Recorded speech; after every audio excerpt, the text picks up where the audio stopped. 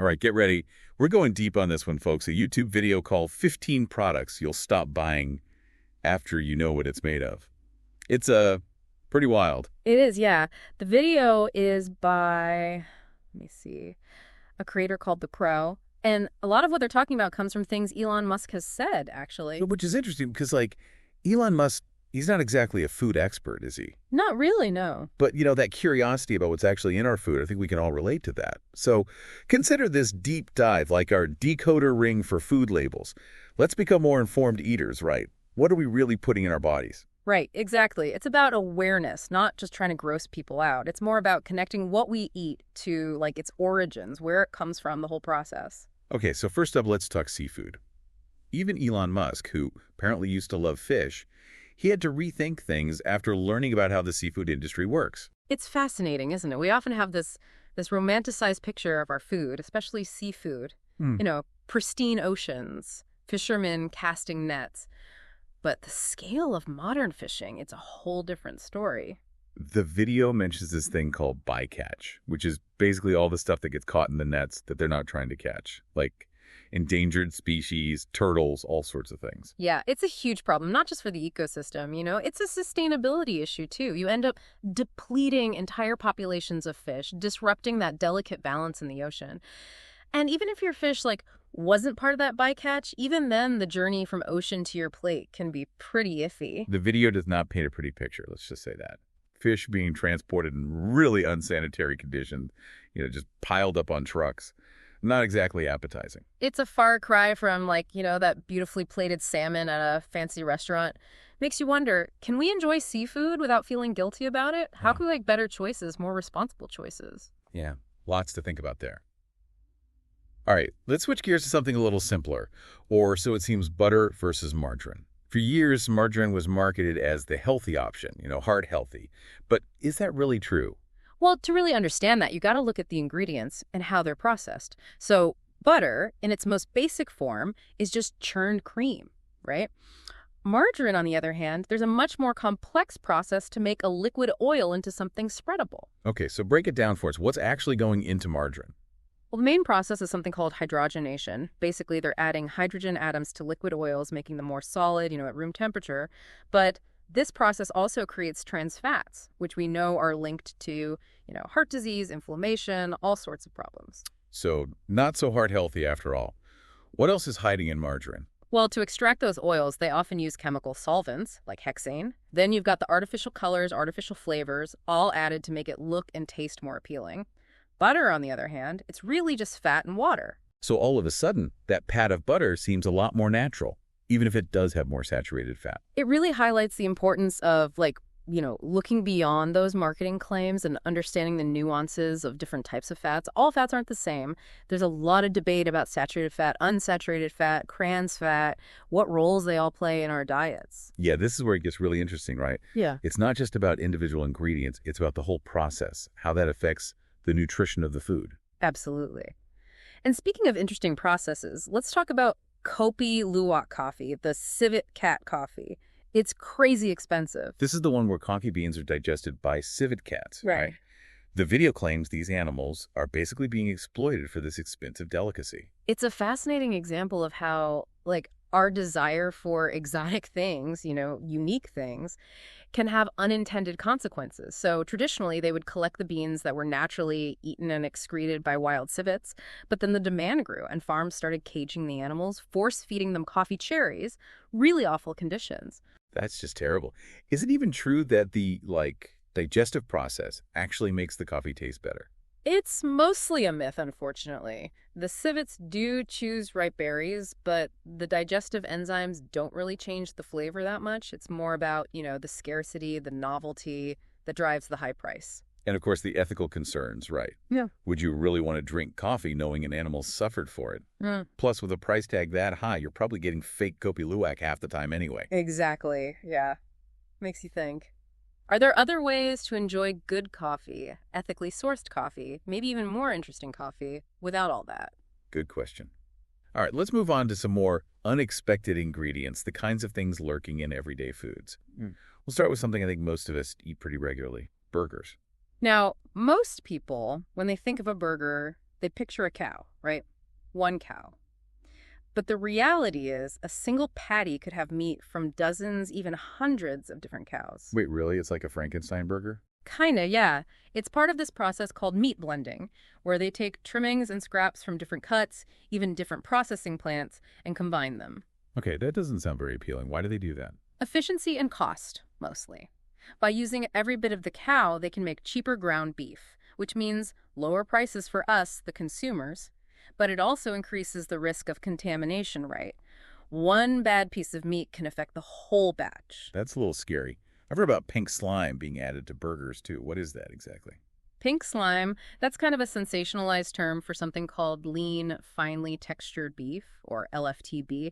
Basically, it's a filler made from beef trimmings that have been treated with, get this, ammonia gas to kill bacteria. Ammonia gas in my food. That doesn't sound safe. The USDA says it's fine, the levels they use are considered safe. But yeah, pink slime, that term has definitely made people less trusting. I mean, wouldn't you rather just know what's in your burger without having to, like, decode all these technical terms and worry about whether it's safe? Absolutely. Transparency is key. Clear labeling builds trust. All right, let's move on to something a little less meaty. Processed vanilla flavoring.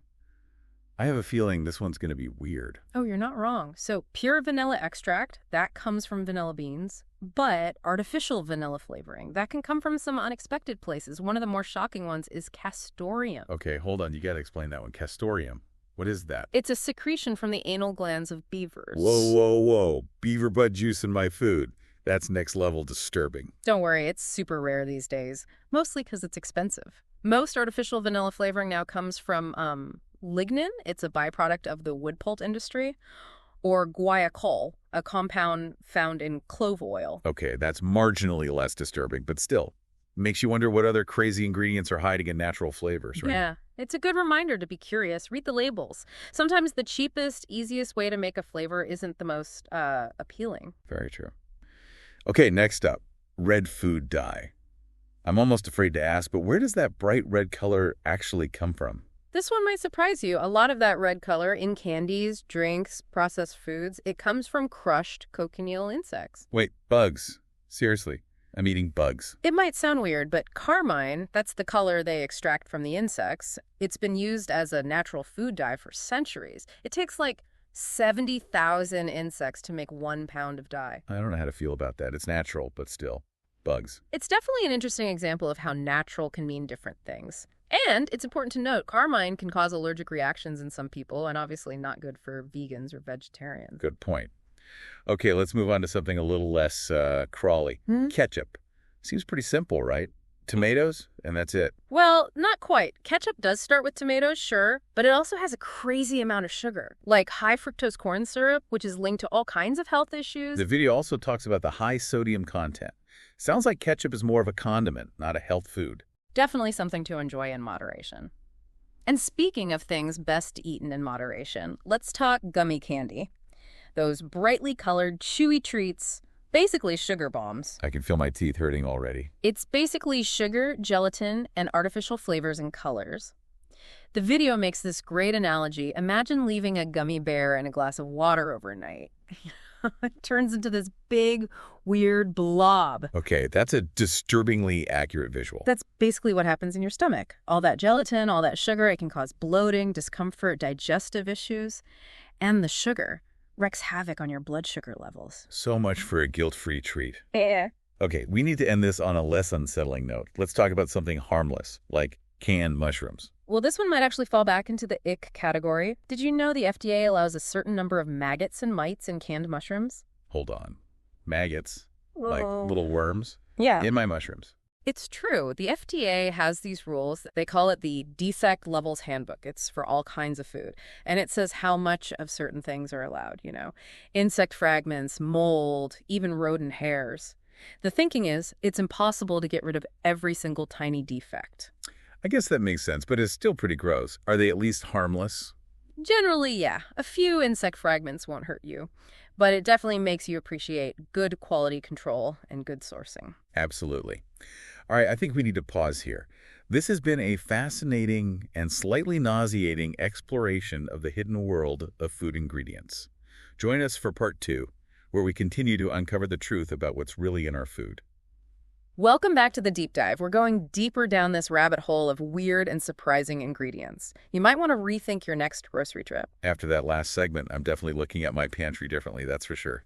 Ready to jump back into this wild world of food production. Absolutely. Those maggots and mites, as gross as they are, they're at least natural. Let's talk about something a little more intentional.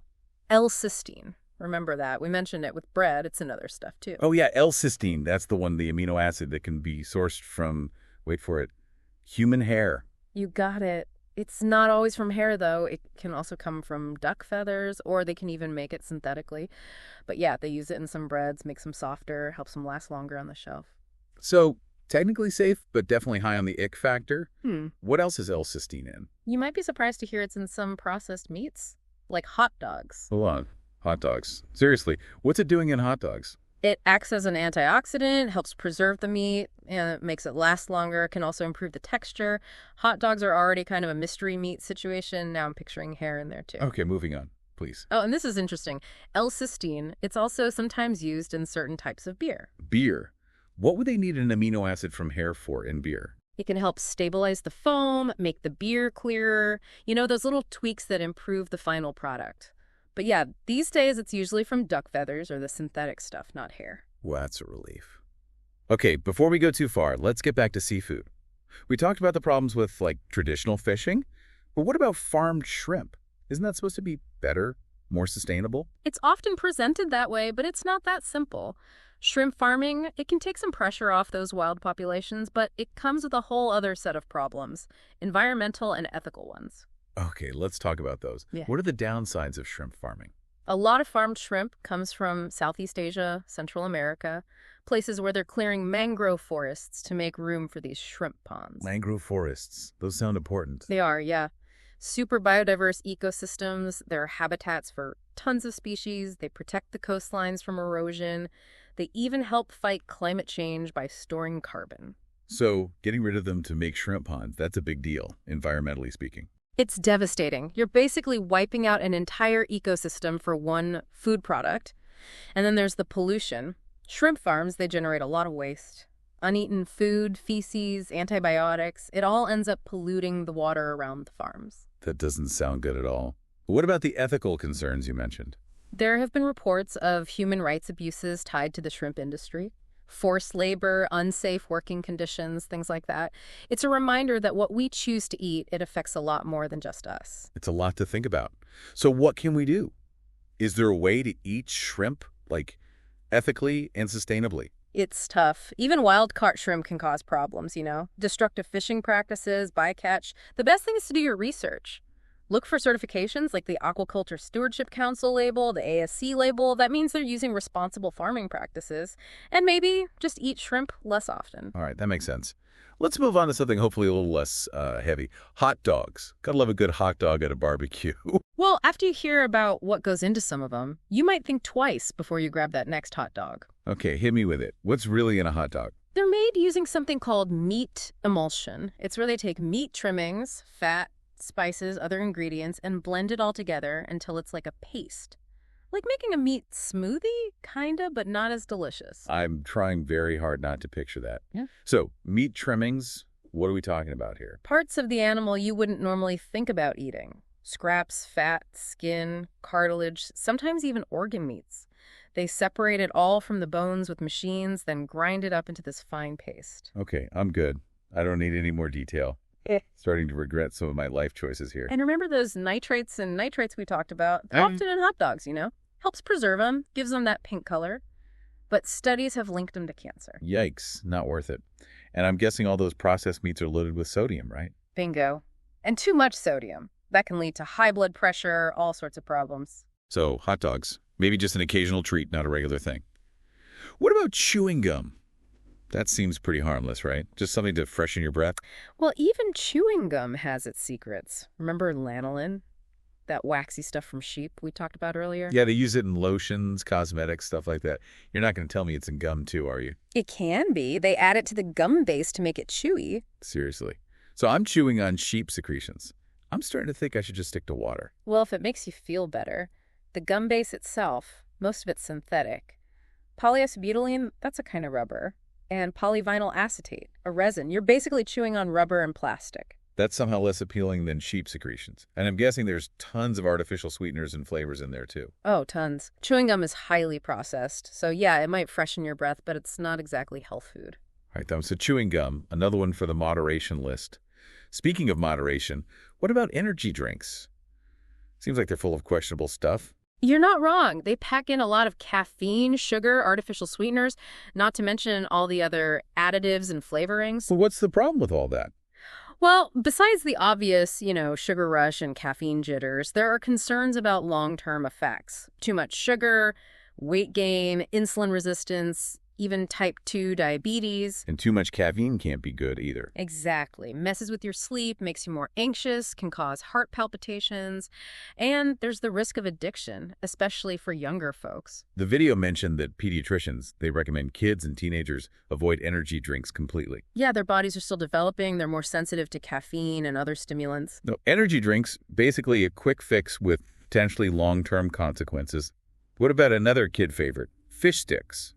Are those as innocent as they seem? Well, remember our conversation about farm-raised fish? Right. The mangrove deforestation, the pollution, the ethical issues, it's all coming back to me now. Well, a lot of fish sticks, they're made from farm-raised fish, often whitefish like cod or pollock. And those fish, they're often fed this unnatural diet, soy, corn, even antibiotics. So not exactly the healthiest fish to begin with. Yeah. And then they bread them and deep fry them, right? Yep. Adds a whole bunch of unhealthy fat and calories. Not to mention the sodium, which is usually way too high. So fish sticks, triple threat. Mm. Potentially unsustainable fish, unhealthy fat, sodium overload. Pretty far from that image of a healthy meal, huh? This has been quite the journey. I'm feeling informed, but also a little overwhelmed, to be honest. I get it. It's a lot to process. But the good news is, knowledge is power. The more we know about what's in our food, the better choices we can make. Very true. There's even more to discuss, so join us for part 3 of our deep dive. We'll wrap up our exploration of the unexpected world of food ingredients. Welcome back to the deep dive. If you've stuck with us for the past 2 parts, you know we've been on quite a journey. A fascinating one, and let's be real, kind of a gross one, exploring the hidden world of food ingredients. Eye-opening, for sure. We've uncovered some surprising things about what's really in our food. Some of it's a little unsettling. Some of it's just plain weird. I think at this point I'm suspicious of everything in my kitchen. I know what you mean. But remember, the point isn't to scare people. It's about giving people the knowledge to make their own decisions. Okay, so for this last part, let's shift gears a little. Instead of just focusing on the ick factor, maybe we can talk about some bigger takeaways, some things we can actually do to be better, more aware consumers. Sounds good. One of the biggest lessons here, I think, is that we often don't see the connection between the food we buy and the whole complicated process of how it's made. Right. We see a nice package, pretty pictures, clever marketing, but we don't really think about how that food actually got there. Exactly. And this deep dive, hopefully it's shown you some of what goes on behind the scenes, the reality of how food is made on a big scale, from the farms to the factories to the packaging. It's definitely made me realize that reading labels, that's just the beginning. We need to think more about where our food comes from, how it's made, what our choices mean, for the world. Absolutely. And those choices, they can feel overwhelming sometimes. There's so much to choose from, so many products, and there's marketing everywhere telling you what to buy. So where do we start? What are some things we can actually do to navigate this complicated food world and feel good about what we're eating? Well, I think the first step is just being more aware, paying attention to what you're buying, reading those labels, doing a little research if you see ingredients you don't recognize. Makes sense. Knowledge is power. Right. What else can we do? Think about diversifying your diet. We've talked about some of the problems with industrial meat production, but that doesn't mean everyone has to go vegetarian tomorrow. Just try adding some more plant-based meals into your week, see what happens. Good idea. And it's a chance to try new things, be creative in the kitchen. Exactly. And when you do buy animal products, think quality over quantity. Look for meat, seafood that's sustainably sourced, humanely raised, without all the antibiotics and hormones. It might cost a little more, but you're supporting good businesses that care about the same things you do. That's a really good point. We can make a difference with the choices we make, with our money. For sure. And don't forget about cooking at home. When you cook, You control the ingredients. It helps you understand the work that goes into making food, and it can be really fun and rewarding. I love that. There's something special about making a meal from scratch. And remember, it's not about being perfect. It's about making progress. Every little step you take toward being a more conscious consumer, it all adds up. I love that. This deep dive has been a good reminder that we're not just, helpless consumers. We have choices, and they matter. They really do, from supporting local farmers to choosing ethical products to just being aware of what we're putting into our bodies. We can all make a difference. I'm walking away from this conversation feeling, well, informed for sure, but also empowered and maybe a little less grossed out than when we started. That's what we like to hear. So to all our listeners out there, we hope this deep dive has made you curious and maybe inspired you to think a little differently about the choices you make about food. There's always more to learn, and every meal is a chance to, vote for a better food system. Thanks for coming along on this wild ride with us. Until next time, happy eating, everyone, and eat informed.